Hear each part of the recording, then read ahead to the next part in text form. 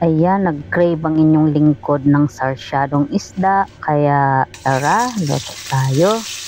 Prito siyempre muna ng isda. Ayan, si paring galunggong. Ayan, mikos-mikos lang. Okay, that's it. Tapos na. Siyempre, gisa tayo ng bawang, sibuyas, luya.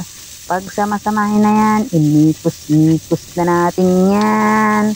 Ayan, mikos-mikos lang. Siyempre, dagdag ang kamatis. So, mikos-mikos ulit. Puro mikos-mikos lang tayo. Siyempre. Okay. Medyo malambot na siguro si kamatis. Lagyan na natin ng seasoning at paminta. And then, atin na pong haluin.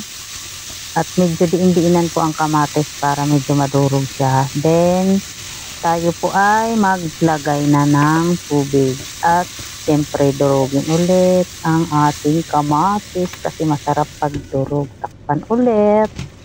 Ayan, so malambot na siya. So, nagbali tayo ng isang itlog at ihalo na natin yan.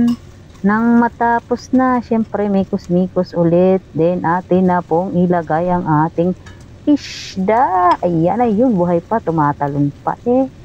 Ayan, so, ganyan lang, atin lang pong takpan-takpan para masarap.